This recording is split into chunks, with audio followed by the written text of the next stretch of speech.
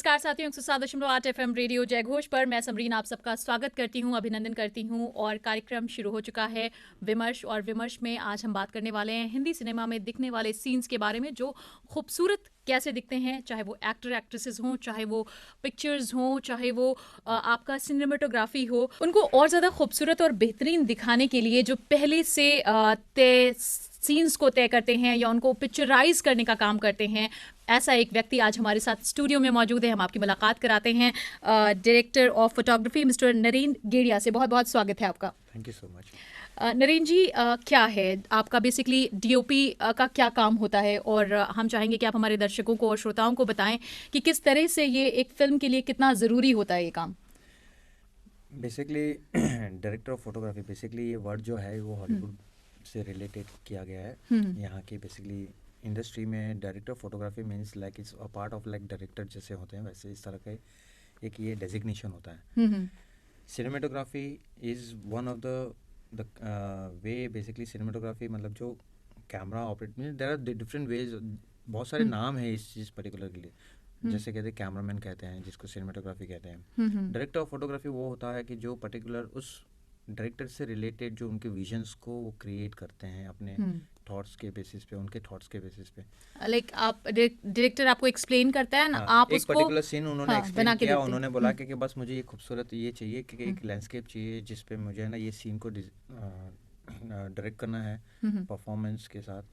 तो उसके बाद डायरेक्टर फोटोग्राफी जो होता है वो बेसिकली उस पर्टिकुलर विजुअल्स उस सीन से रिलेट करता हुआ उस पर्टिकुलर अप्रोच करता है उस बेसिस पे। सो जैसे फॉर एग्जांपल अगर कोई हमें फ्रेम लगानी हो तो उनको लगता है कि हाँ एक घर है तो इस घर को कैसे दिखाया जाए। तो इस घर के जरिए मतलब अगर होता छोटा हो या बड़ा हो तो उसको सीन में कैसे, आप कहना ये चाह रहे हैं कि सस्पेंस है कि थ्रिलर है कि खूबसूरती दिखानी है, तो उसको बनाने का काम जो है वो आपका होता है। डिपेंड करता है कौन से कंटेंट और कॉन्सेप्ट पे होता है। अगर जिस तरह अगर रोमांटिक है तो रोमांटिक के जोन में हम चले क्रिएट जाएं, करना create रोमांस, होता है। ओके। जैसे थ्रिलर है तो थ्रिलर पे, थोड़ा सस्पेंस है तो उस तरह, हॉरर है तो हॉरर की तरह उसकी लाइटिंग पैटर्न से यूज करते हुए हम उसको हॉरर क्रिएट करते हैं। तो it's like basically the I for the directors. DOP is one of the I for the director. उनका विजन होता है, उनकी थॉट होते हैं और उस थॉट को विजुअलाइजेशन में कन्वर्ट करने वाला एक डीओपी होता है। थॉट को विजुलाइज करने का काम जो है वो डीओपी करता है। तो आपने कब शुरुआत की? बेसिकली मेरी जर्नी 89 से है। 89 से, राइट। बेसिकली हुआ था, मतलब my father was a producer in 89। तो हमने एक फिल्म प्रोड्यूस की थी और लाइक हम लोग ने 89 में शुरू किया था, तब तो मैं 18 इयर्स का था तभी। तो वहाँ से शुरुआत हुई मेरी जर्नी और उसी वक्त मेरी फोटोग्राफी का एकदम क्रेज़ बढ़ गया। मेरी हॉबी बन गई थी वो। तो अब मुझे उसमें इन्वॉल्व होना था। तो मेरी जो फिल्म के जो डीओपी थे उनके थ्रू मैं उनके साथ में 4-5 साल मैंने एज एन इंटर्नशिप ली और वहाँ इंटर्नशिप से मैं फिर असिस्टेंट बना और फिर ऐसे करते करते 2004 में मेरा पहला इंडिपेंडेंट फिल्म बनी। तो आपने जितना भी सीखा है वो प्रैक्टिकली सीखा है, सब इसके लिए सारा कोई कोर्स practical, या कोई नहीं किया है? कोर्स नहीं तो हमारे जो इस वक्त लिसनर्स आपको सुन रहे हैं या दर्शक जो आपको देख रहे हैं, अगर वो इंटरेस्टेड हैं, वो इस काम में जाना चाहते हैं डीओपी के लिए, कोई कोर्स जैसी कोई चीज़ आप अगर उन्हें सजेस्ट करें? बेसिकली टू बी ऑनेस्ट क्या होता है कि मैंने तो प्रैक्टिकली सीखा है। बिकॉज क्या होता है कि प्रैक्टिकली सीखने से है ना आपके जो लेवल्स होते हैं थॉट मतलब सीखने के वो और स्ट्रॉन्ग होने लगते हैं।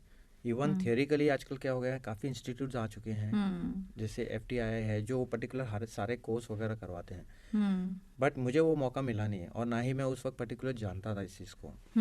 बट नॉर्मली क्या होता है कि हमारी इंडस्ट्री में ऐसा सिस्टम है कि हम है ना अगर प्रैक्टिकली ज़्यादा नॉलेज लेते हैं तो उसमें अपॉर्चुनिटीज़ हमको ज़्यादा मिलती है क्योंकि हमको हर एक चीज़ का पता होता है। जैसे लाइट्स हैं, जैसे हमारा काम ट्रक ट्रॉलीज चलाना है, लाइटों को संभालना, लाइटें कैसे माउंट होती हैं, कैमराज के कैसे माउंट होते हैं, उनके लेंसेज कैसे होते हैं, उनको कैसे थ्रेडिंग किया जाता है। मतलब मैं उस वक्त एनालॉग से जुड़ा हुआ हूँ। एनालॉग मतलब नेगेटिव से। तो 89 से जो नेगेटिव पे था तो आई थिंक अभी रिसेंटली 10 साल 15 साल पहले ही अभी डिजिटल आया है। उससे पहले तो हम नेगेटिव पे काम करते थे। तो नेगेटिव बहुत सेंसिटिव एलिमेंट होता था वो इतना होता था कि इतना ट्रस्ट रहता था कि डायरेक्टर को डीओपी पे ही पूरा भरोसा रहता था, क्योंकि वो ओके। जब भी नेगेटिव पे शूट करे तो एक बार जब आप उसको एक्सपोज कर लेते हो, शूट हम्म। कर लेते हैं, तो जब तक कि वो डेवलप होके प्रोसेस होके आप स्क्रीन पे नहीं देखते तब तक वो आपको जजमेंट नहीं मिलता कि आपने क्या किया है। हम्म। तो डायरेक्टर फोटोग्राफी वहाँ से इतना इम्पोर्टेंस मायने रखती थी। अमूमन कोई भी चीज़ आप देखते होंगे तो खुद अपने जहन में उसको विजुअलाइज कर लेते सॉरी। होंगे ना। ऐसे रूटीन लाइफ में भी ऐसा होता है कि कोई चीज़ देखी और आपके जहन में कुछ और चल रहा है। जैसे हम लोग होते हैं किसी चीज़ को सिर्फ देख रहे हैं, आप देख रहे हैं तो आपका देखने का नज़रिया अलग हो जाता एग्जैक्टली होगा। एग्जैक्टली। बेसिकली कहते हैं कि हमारी आंखें हैं ना शीशा की तरह है, हाँ। हमें हर एक चीज़ दिखाई देती है, हमें यहाँ से लेके यहाँ तक सब नज़र आता है। बट हम्म। जो पर्टिकुलर जब कैमरे के थ्रू आप देखते हैं तभी आपको जो सीन के अकॉर्डिंग हमको देखना होता है, तो उस वक्त हमें सिर्फ उतना ही दिखता है जितना वो लेंसेज हमें दिखाएगा, जिसमें पर्टिकुलर लेंसेज उसमें माउंट होते हैं, डिफरेंट काइंड ऑफ उसमें माउंट। आपको कितना क्रिएटिव तो आप हमें हो रहे पता हैं। चल जाता है कि हाँ अच्छा डायरेक्टर को ये चाहिए, तो इसमें अगर उनको वाइड शॉट चाहिए तो वाइड शॉट में कौन सा लेंस लगाऊंगा तो मैं कैसे दिखा पाऊंगा। और जैसे कि अगर हम मुझे मिड लॉन्ग शॉट चाहिए या मिड लॉन्ग क्लोजअप चाहिए, तो वो लेंसेज, तो मेरा थॉट प्रोसेस अगर लोकेशन में देखता हूँ और या हम रेकी करते हैं बेसिकली, तो वो खाली इतना बताता है कि मुझे ये सीन में ये है, मुझे ना राइट चाहिए ना लेफ्ट चाहिए, तो मैं तुरंत समझ जाता हूँ कि हाँ भाई इसमें ये लेंस लगने वाला है, तब जाके हम चीज़ों को अवॉइड कर पाते हैं। तो टेक्निकल और क्रिएटिव दोनों चीज़ों दोनों में आपकी उसमें सलाह बहुत होते ज़रूरी होती है। हैं। एग्जैक्टली क्या होता है क्योंकि नॉर्मली क्रिएटिवली जब एक डायरेक्टर का जो एक एफर्ट होता है, वो basically he is a captain of the ship, तो उसके अंडर में सारे डिपार्टमेंट्स होते हैं।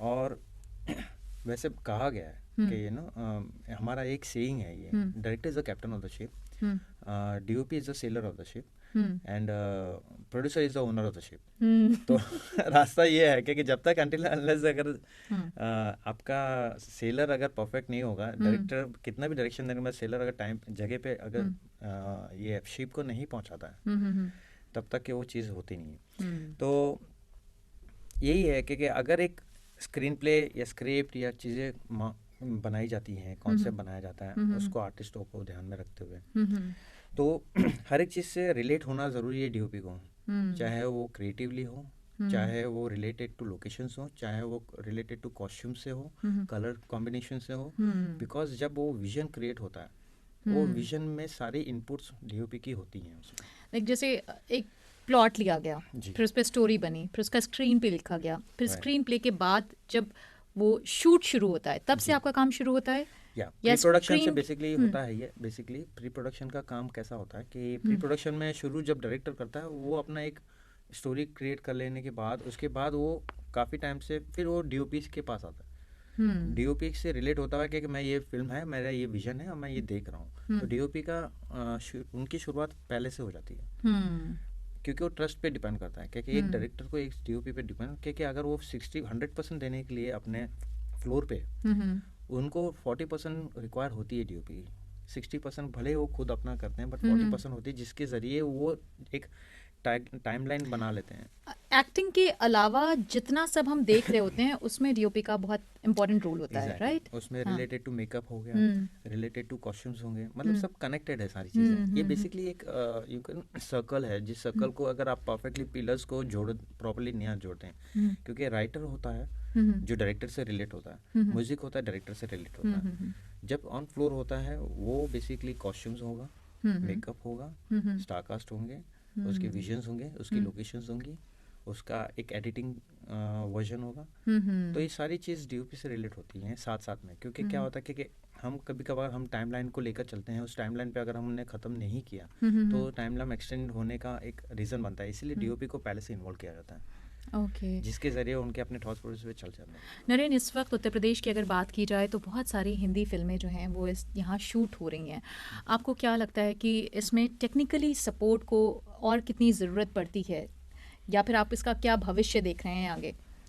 टू बी ऑनेस्ट मैं आपको बताऊं कि हाँ, ये काफ़ी इम्प्रूव हो चुका है। अब तो जैसे हमारा बॉलीवुड है वैसे ये यूपी का भी एक पर्टिकुलर नाम दे दिया जाएगा मुझे लगता है, क्योंकि उसका कारण है क्योंकि अभी मैक्सिमम जितनी भी बॉलीवुड फिल्में हैं बहुत मेजॉरिटी वे में यहाँ पर आ रही हैं। उसका रीज़न ये है कि यहाँ की लोकेशंस हैं, यहाँ की जो लोगों की मतलब एक रिस्पेक्टफुली जो रिस्पॉन्स है बेसिकली उसको अप्रूव करने के लिए, और ये तो बहुत अच्छा सपोर्ट मिल रहा है। अब टेक्निकली अगर उस चीज़ को इम्प्रूव करना है तो हमें ना बेसिकली जो यहाँ के जितने भी इक्विपमेंट्स हैं जो हम बेसिकली हम हायर करते हैं डिफरेंट सिटीज़ से, जैसे दिल्ली हुए, चले बॉम्बे हुए, ये हुए, तो यहाँ पे उनको है ना पर्टिकुलर अपग्रेड करना चाहिए।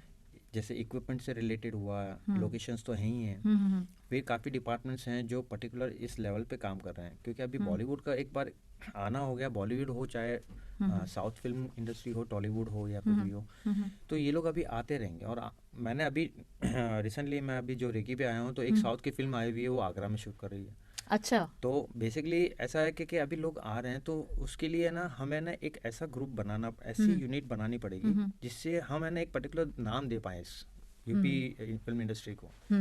आपने एक शब्द का प्रयोग किया, रेकी। तो जब आप रेकी करते हैं तो आप किन किन चीज़ों का ख्याल करते हैं या क्या क्या चीज़ें देखते हैं उस टाइम पे आप? बेसिकली हम उसे लोकेशन रेकी कहते हैं। डायरेक्टर का एक विजन जब वो तय हो जाता है और जब उनके सारे डिपार्टमेंट्स लॉक हो जाते हैं रिलेटेड टू टेक्निकल डिपार्टमेंट में, जैसे साउंड से हुआ, कैमरे से हुआ, या एडिटिंग से हुआ, या मेकअप से या कॉस्ट्यूम से, सारे कुछ हो गए, तो सब डिसाइड हो जाता है। ये सब डिसाइड हो जाता है। उसके बाद है ना एक लोकेशन रेकी की जाती है, जिसके बेसिस पे जो कहानी जो हमारी है वो कहाँ बनने वाली है, ओके। तो वो रेकी की जाती है। उस लोकेशन पे जाकर एक टेक्निकल पॉइंट ऑफ व्यू से होता है, एक क्रिएटिव पॉइंट ऑफ व्यू से होता है। ओके। हमें पता है कि हमें यहाँ नंबर ऑफ डेज में शूट करना है, तो इस नंबर ऑफ डेज के हिसाब से हमको कितना टाइम लगेगा, तो जिसमें सारे डिपार्टमेंट्स को इन्वॉल्व किया जाता है, ताकि वो है ना पर्टिकुलर उस टाइम को बचाने के लिए, मतलब क्या होता है, time is money as a industry में ये माना गया कि आप 1 घंटे की भी, 1 घंटा भी आपके लिए बहुत इंपॉर्टेंट मायने रखता है, तो उसको हम वेस्ट ना करें, इसीलिए ये रेकी प्लान की जाती है, जिसको लोकेशन रेकी बोलते हैं या रेकी क्या आप कह सकते हैं। वैसे ये 2-3 बार होती हैं। पहले रेकी होती हैं डायरेक्टर के पॉइंट ऑफ व्यू से होती है, सेकंड रेकी होती है टेक्निकल पॉइंट ऑफ व्यू से होती है, जैसे टेक रेकी बोलते हैं उसे। तो इस तरह की ये चीज़ें हैं, उसका होना ज़रूरी है, कारण कि आप जब प्रोड्यूसर जब एक पैसा आपका फंडिंग करता है, फाइनेंस करता है, तो बहुत इम्पोर्टेंस हमें रखता है कि डायरेक्टर को ये भी पता होता है कि नहीं ये इम्पोर्टेंट है हमारे लिए, तो हमें उसका टाइम वेस्ट ना करते हुए हम उसको है ना एग्जैक्टली सारी चीज़ पेपर में लेकर हम बैठे और फिर हम आगे फ्लोर पर जाए, ताकि हमारा काम, हमारा टाइम वेस्ट ना हो। आप टेक्निकल बैकग्राउंड से हैं, तो आप टेक्निकल रेकी में किन किन चीज़ों को देखते हैं? मेरा काम है, एक तो जो विजन है उन्होंने सोचा हुआ है डायरेक्टर ने, उसको मैं सही जजमेंट बता पा रहा हूँ कि नहीं। अगर वो बोले कि मुझे ये सीन कोठी के अंदर शूट करनी है या हवेली के अंदर शूट करनी है या हमें एक्सटीरियर में इंटीरियर में शूट करना है, तो मैं उनको सजेस्ट कर सकता हूँ कि आप है ना आधा एक्सटीरियर करें आधा इंटीरियर करें, जिससे हम पर्टिकुलर विजन को और एनहांस कर पाएँ वो टेक्निकली। फिर मुझे ये देखना होता है एज ए DOP कि हाँ इसमें मैं अगर डे में शूट करता हूँ या नाइट में शूट करता हूँ, तो मेरी लाइट की रिक्वायरमेंट कितनी लगेगी मुझे, जिससे मैं वो रिक्वायरमेंट में दे दूँ, तो उसके बेसिस पे एक बजट प्लान होता है। तो ये सारा रिलेट करता है उसी वगैरह। जैसे फॉर एग्जांपल अगर एक्टर्स हैं तो कॉस्ट्यूम्स के रिलेटेड होगा कि हाँ इसमें ये कलर कॉम्बिनेशन कैसे बैठेगा इस लोकेशन पे। अगर एक यहाँ का ब्राउन कलर है तो ये ब्राउन के अगेंस्ट में एक्टर क्या पहनेगा तो स्टैंड आउट ज़्यादा होगा। बहुत बहुत माइनर चीज़ होती है, इतनी डिटेलिंग होती है, तब जाके है ना एक फिल्म का एक अच्छा सा एक रिस्पॉन्स। 3 घंटे में आप फिल्म देख लेते हैं और उस 3 घंटे के अंदर आप उस पर्टिकुलर मोमेंट में इतनी सारी चीज़ें महसूस कर लेते हैं, क्योंकि उसको करने के लिए हमें 6 महीने उस पर काम करना होता है। करेक्ट। हालांकि हम तो बॉलीवुड हमें काफ़ी क्विक है, हॉलीवुड में तो उससे ज़्यादा टाइम लेते हैं, तो मतलब वो 1 साल ले लेते, कभी 1.5 साल ले लेते हैं, until unless they are not in that proper paperwork with the storyboard and all, वो लोग काम नहीं करते हैं। आगे आने वाले वक्त में आप उत्तर प्रदेश में फिल्म निर्माण का क्या भविष्य देखते हैं? 100% है उसके लिए, क्योंकि जिस तरह से डेवलप हो रहा है, तो मैं तो चाहूँगा कि वो हो जाए, क्योंकि उसका कारण है कि यहाँ पे स्कोप बहुत है। यहाँ पे मैंने देखे हैं यहाँ के हर एक टेक्निकल पॉइंट ऑफ व्यू से सब अपग्रेड हो रहे हैं, और काफ़ी यहाँ के जो जितने भी स्टार कास्ट और एक्टर्स हैं, परफॉर्मर्स हैं, सारे बहुत जेन्युइन हैं और बहुत रियलिस्टिक हैं। तो आज आप देखेंगे इन सालों में, 10 सालों में जितनी भी फिल्में आई हैं उससे यूपी से रिलेटेड या तो इसी भाषा से रिलेटेड काफ़ी फिल्में आ रही हैं। क्यों? क्योंकि वो चीज़ें है ना एक्चुअल आपको रियलिस्टिक फील देती हैं। जैसे बॉलीवुड में जो फिल्में बनती हैं, कभी बनती हैं तो अब्रॉड से रिलेटेड हो जाती हैं, कोई बनती है तो ये जो शहर है, वेब सीरीज़ आजकल आ गई हैं, तो वेब सीरीज आप देखेंगे सब यहाँ का फ्लेवर है, टू बी ऑनेस्ट। तो ये चीज़ को है ना अगर हम जितना जल्दी इसको अपग्रेड होता देखें उतना ही अच्छा है, क्योंकि हम्म, ऐसा भी होना चाहिए कि हाँ चलो, पहले क्या होता था कि बम्बे में हम शूट कर रहे हैं तो बम्बे हम्म, में शूट करते वक्त हमें सेट्स नज़र आते हैं, अभी हम्म, लोकेशंस होते नहीं होते हैं, यहाँ सब कुछ है। हम्म। और मतलब कि इट्स लाइक अनबिलीवेबल। अब हम अपनी बात को हम यहीं विराम देंगे। जाते जाते मैं चाहूँगी कि जो दर्शक, जो श्रोता आपको इस वक्त सुन रहे हैं नरेन, उनका अगर इंटरेस्ट है फिल्म प्रोडक्शन में, तो वो किस तरह से प्रिपरेशन करें? मैं तो यही कहूँगा कि ऑनेस्टली आप ऑनेस्ट होते हुए हम्म, आपके जो भी पर्टिकुलर रिलेटेड टू डिपार्टमेंट्स हैं, चाहे मेकअप हो या हम्म, कॉस्ट्यूम्स हो या हम्म, आर्टिस्ट हो या एनीथिंग, हम्म, उसको बस दिल से उसे एक्सेप्ट करें हम्म, और जी जान से मतलब कहाँ रहें, क्योंकि क्या है, ये इंडस्ट्री ऐसी है कि क्या ना, इसमें आप जितना अपनी प्योरिटी डालोगे उतना ही वो सामने नज़र हम्म, आएगा। तो मेरा यही है कि बस डेडिकेटेड होते हुए हम्म, जब आप उस पर्टिकुलर जोन में हो तो वहीं रहें, हम्म, और और उसी को उतना टाइम दे के कि हाँ बस मैं इसी के लिए हूँ, मतलब मैं जन्मा हूँ उसी के लिए, तो वो हिसाब से मैं थोड़ा सा जी। चाहूँगा कि वैसे रहे वो और बहुत इंडस्ट्री में। बहुत शुक्रिया नरेन। और जैसे कि नरेन ने कहा कि आप जो काम करें उसमें आपकी ऑनेस्टी हो, डेडिकेशन हो, डिवोशन हो। इसी बात के साथ हम अपने कार्यक्रम को यहीं पर अब विराम देंगे। अगले अंक में आपसे फिर मुलाकात होगी किसी अन्य मेहमान के साथ। फिलहाल अपनी दोस्त समरीन को दीजिए इजाज़त। आप नरेन आए, अपना थैंक यू सो कीमती मच। वक्त दिया, इसके लिए बहुत बहुत थैंक धन्यवाद। You so much. Thank you so much.